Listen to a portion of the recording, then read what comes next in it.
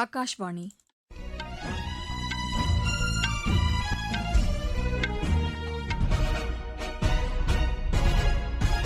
செய்திகள் வாசிப்பவர் லட்சுமி ராகவன். தலைப்புச் செய்திகள்: நேபாளத்தில் நேரிட்ட காட்டாற்று வெள்ளத்தில் 100க்கும் மேற்பட்ட இந்தியர்கள் உட்பட 400 சுற்றுலாப் பயணிகள் அடித்துச் செல்லப்பட்டதாக அஞ்சப்படுகிறது. காட்டாற்று வெள்ளத்தால் பாதிக்கப்பட்டுள்ள நேபாளத்திற்கு தேவையான அனைத்து உதவிகளையும் இந்தியா வழங்கும் என்று பிரதமர் திரு நரேந்திர மோடி கூறியுள்ளார். நேபாள காட்டாற்று வெள்ளம் காரணமாக பீகாரில் முன்னெச்சரிக்கை நடவடிக்கைகள் தீவிரப்படுத்தப்பட்டுள்ளன. மணிப்பூரில் 13 தீவிரவாதிகளை பாதுகாப்புப் படையினர் கைது செய்துள்ளனர். இலங்கைக்கு எதிரான 2வது மற்றும் இறுதி டெஸ்ட் கிரிக்கெட் போட்டியில் இந்தியா வலுவான நிலையில் உள்ளது. இனி விரிவான செய்திகள். நேபாளத்தில் நேரிட்ட காட்டாற்று வெள்ளத்தில் 100க்கும் மேற்பட்ட இந்தியர்கள் உட்பட 400 பேர் அடித்துச் செல்லப்பட்டதாக அஞ்சப்படுகிறது. திபெத்தை ஒட்டிய எல்லைப் பகுதியில் உள்ள ரசுவா மாவட்டத்தில் இந்த காட்டாற்று வெள்ளம் ஏற்பட்டது. நிலநடுக்கம், அதனைத் தொடர்ந்து நேரிட்ட பனிச்சரிவு காரணமாக இந்த காட்டாற்று வெள்ளம் ஏற்பட்டதாக முதல்கட்ட தகவல்கள் தெரிவிக்கின்றன. இதற்கிடையே காட்டாற்று வெள்ளத்தால் பாதிக்கப்பட்டுள்ள நேபாளத்திற்கு தேவையான அனைத்து உதவிகளையும் இந்தியா வழங்கும் என்று பிரதமர் திரு நரேந்திர மோடி கூறியுள்ளார். நேபாள பிரதமர் திரு பாலேந்திர ஷாவை தொடர்பு கொண்டு பேசிய பிரதமர் இந்த வெள்ளத்தில் உயிரிழந்தவர்களின் குடும்பத்தினருக்கு இரங்கலை தெரிவித்துக் கொண்டார். பாதிக்கப்பட்ட பகுதிகளில் மீட்பு மற்றும் நிவாரணப் பணிகளை நேபாளத்துடன் ஒருங்கிணைந்து மேற்கொள்வதற்கான நடவடிக்கைகளில் இந்திய குழுவினர் ஈடுபட்டுள்ளதாகவும் திரு நரேந்திர மோடி தெரிவித்துள்ளார். இந்நிலையில் இந்த காட்டாற்று வெள்ளத்தின் பாதிப்பு பீகாரில் எதிரொலிக்கும் என்பதால் அம்மாநிலத்தில் முன்னெச்சரிக்கை நடவடிக்கைகள் தீவிரப்படுத்தப்பட்டுள்ளன. இது தொடர்பாக மத்திய உள்துறை அமைச்சர் திரு அமித் ஷா அம்மாநில முதலமைச்சர் திரு சாம்ராஜ் சௌத்ரியை தொலைபேசியில் தொடர்பு கொண்டு பேசினார். எந்தவொரு சூழ்நிலையையும் எதிர்கொள்வதற்கு தேவையான அனைத்து உதவிகளையும் மத்திய அரசு வழங்கும் என்றும் அவர் உறுதியளித்தார். தேசிய பேரிடர் மீட்புப் படை நிலைமையை உன்னிப்பாக கண்காணித்து வருவதாகவும் திரு அமித் ஷா தெரிவித்தார். இந்த வெள்ளத்தால் பாதிக்கப்பட்டுள்ள இந்தியர்களுக்கு உதவுவதற்கான தொலைபேசி எண்களை காத்மாண்டுவில் உள்ள இந்திய தூதரகம் அறிவித்துள்ளது. தகவல் தேவைப்படுபவர்கள் 977985131680 9770910500 என்ற தொலைபேசி எண்களை தொடர்பு கொள்ளுமாறு கேட்டுக் கொள்ளப்பட்டுள்ளனர். இதற்கிடையே தமிழகத்தைச் சேர்ந்த சுற்றுலாப் பயணிகள் 50க்கும் மேற்பட்டோர் நேபாளத்தில் சிக்கியுள்ளதாக அதிகாரிகள் தெரிவித்தனர். இவர்கள் குறித்த விவரங்களை அறிந்து கொள்வதற்கு தேவையான நடவடிக்கைகள் மத்திய அரசுடன் இணைந்து மேற்கொள்ளப்பட்டு வருவதாக மாநில அரசு கூறியுள்ளது. தமிழர்களின் நிலை குறித்த விவரங்களை அறிந்து கொள்வதற்கான 9289516712 என்ற உதவி எண்ணும் அறிவிக்கப்பட்டுள்ளது. இதற்கிடையே இந்த காட்டாற்று வெள்ளத்தில் 17 பேர் உயிரிழந்துள்ளதாக நேபாள அரசு அறிவித்துள்ளது. இந்நிலையில் உயிரிழந்தவர்களின் குடும்பத்தினருக்கு குடியரசுத் தலைவர் திருமதி திரௌபதி முர்மு, குடியரசு துணைத் தலைவர் திரு CP ராதாகிருஷ்ணன் ஆகியோர் இரங்கல் தெரிவித்துள்ளனர். தில்லியில் வெங்காயத்தை கிலோ ஒன்றுக்கு 35 ரூபாய் என்ற மானிய விலையில் விற்க மத்திய அரசு முடிவு செய்துள்ளது. வெங்காயத்தின் விலை கிலோ ஒன்றுக்கு 55 முதல் 60 ரூபாய் அதிகரித்திருக்கும் நிலையில் இந்த நடவடிக்கை மேற்கொள்ளப்பட்டுள்ளதாக மத்திய அரசின் செய்திக்குறிப்பு தெரிவிக்கிறது. மானிய விலை வெங்காய விற்பனையை மத்திய அமைச்சர் திரு பிரல்ஹாத் ஜோஷி நாளை தொடங்கி வைக்க இருப்பதாகவும் அதில் குறிப்பிடப்பட்டுள்ளது. ஓணம் பண்டிகையை முன்னிட்டு தொழிலாளர் வருங்கால வைப்பு நிதியம் கேரளத்தைச் சேர்ந்த ஓய்வூதியதாரர்களுக்கு இம்மாதத்திற்கான ஓய்வூதியத்தை முன்கூட்டியே விடுவித்துள்ளது. கேரளம் மண்டலத்தைச் சேர்ந்த 4,40,000 ஓய்வூதியதாரர்களின் வங்கிக் கணக்கில் ஓய்வூதியம் விடுவிக்கப்பட்டுள்ளதாக தொழிலாளர் நலத்துறையின் செய்திக்குறிப்பு தெரிவிக்கிறது.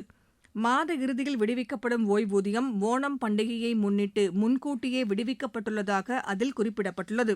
பல்கலைக்கழக மானியக் குழு நடத்திய தேசிய தகுதித் தேர்வில் 84 பாடங்களுக்கான முடிவுகள் இந்த வாரத்தில் வெளியிடப்படும் என்று தேசிய தேர்வு முகமை அறிவித்துள்ளது. சமூக வலைதளத்தில் இதனை தெரிவித்துள்ள தேசிய தேர்வு முகமை, தேர்வுகள் தொடர்பான விவரங்களை முகமையின் இணைய பக்கங்களில் வெளியிடப்படும் தகவல்களை மட்டுமே மாணவர்கள் பின்பற்ற வேண்டும் என்றும் கேட்டுக் கொண்டுள்ளது. நீங்கள் கேட்டுக்கொண்டிருப்பது ஆகாஷ்வாணியின் செய்தி அறிக்கை. ஊரக வளர்ச்சிக்கான புதிய அத்தியாயம். வளர்ச்சியடைந்த இந்தியாவிற்கான ஊரக வேலைவாய்ப்பு உறுதி மற்றும் வாழ்வாதார சட்டம் செயல்பாட்டிற்கு வந்துள்ளது. இந்த சட்டம் வருடத்திற்கு 125 நாட்கள் வேலையை உறுதி செய்கிறது. இதில் வாரந்தோறும் ஊதியம் வழங்கப்படுவது கட்டாயமாக்கப்பட்டுள்ளது. நாள்தோறும் குறைந்தபட்சம் 300 ரூபாய் ஊதியத்தை இந்த சட்டம் உறுதி செய்கிறது. பணி முடிந்த 15 நாட்களுக்குள் ஊதியம் வழங்குவதை உறுதி செய்வதற்கான அம்சங்களும் இதில் இடம்பெற்றுள்ளன. ஊதியம் காலதாமதமாக வழங்கப்பட்டால் அதற்கான இழப்பீட்டுத் தொகைக்கும் இதில் வகை செய்யப்பட்டுள்ளது. வளர்ச்சியடைந்த இந்தியாவிற்கான பயணத்தில் மோடி அரசு தொடரும் சீர்திருத்த நடவடிக்கைகள்.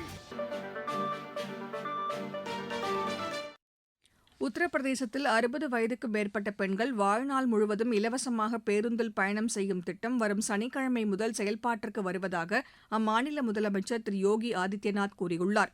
இன்று லக்னோவில் நடைபெற்ற நிகழ்ச்சியில் இத்திட்டத்தின் பயனாளிகளுக்கு அதற்கான பயண அட்டைகளை வழங்கி அவர் பேசினார்.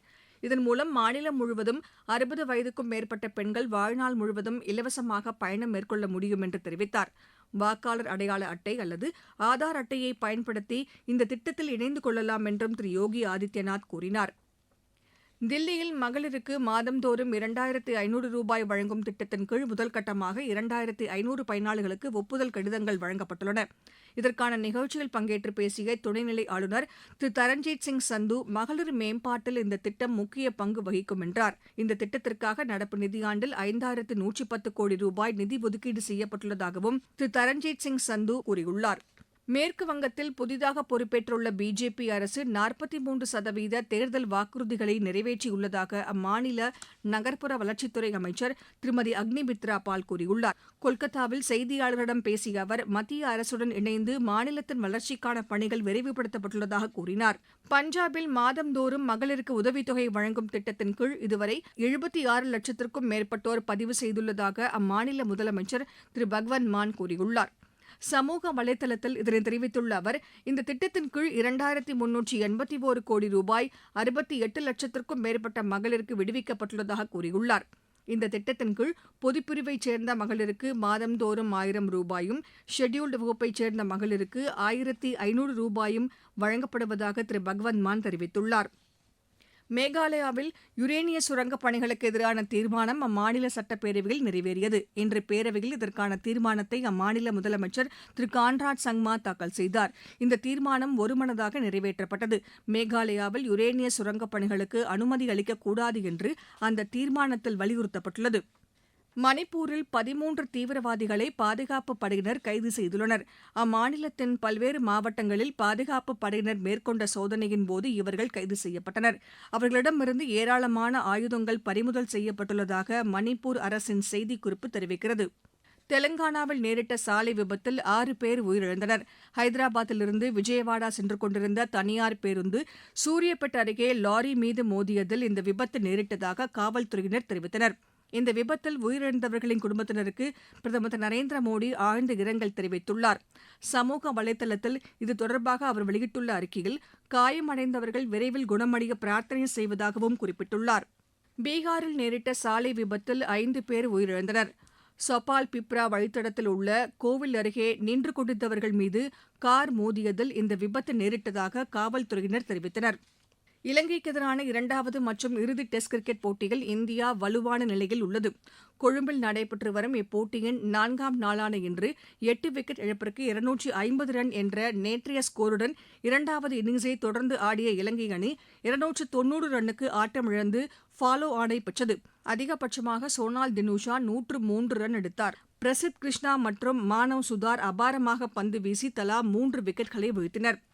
பின்னர் 2வது இன்னிங்ஸை தொடர்ந்து ஆடிய இலங்கை அணி 6 விக்கெட் இழப்பிற்கு 229 ரன் எடுத்திருந்த நிலையில் மழை குறுக்கிட்டதன் காரணமாக இன்றைய ஆட்டம் முன்கூட்டியே முடித்துக் கொள்ளப்பட்டது. இந்தியா முதல் இன்னிங்ஸில் 9 விக்கெட் இழப்பிற்கு 503 ரன் எடுத்திருந்த நிலையில் ஆட்டத்தை முடித்துக் கொண்டது. 20 வயதுக்குட்பட்டோருக்கான ஆசிய கோப்பை கால்பந்து தகுதி சுற்றுப் போட்டியில் பங்கேற்பதற்கான இந்திய அணி அறிவிக்கப்பட்டுள்ளது. விஷால் யாதவ், பிரணவ் சுந்தர்ராமன் உட்பட 23 பேர் இந்த அணியில் இடம்பெற்றுள்ளனர். மீண்டும் தலைப்புச் செய்திகள். நேபாளத்தில் நேரிட்ட காட்டாற்று வெள்ளத்தில் 100க்கும் மேற்பட்ட இந்தியர்கள் உட்பட 400 சுற்றுலாப் பயணிகள் அடித்துச் செல்லப்பட்டதாக அஞ்சப்படுகிறது. காட்டாற்று வெள்ளத்தால் பாதிக்கப்பட்டுள்ள நேபாளத்திற்கு தேவையான அனைத்து உதவிகளையும் இந்தியா வழங்கும் என்று பிரதமர் திரு நரேந்திர மோடி கூறியுள்ளார். நேபாள காட்டாற்று வெள்ளம் காரணமாக பீகாரில் முன்னெச்சரிக்கை நடவடிக்கைகள் தீவிரப்படுத்தப்பட்டுள்ளன.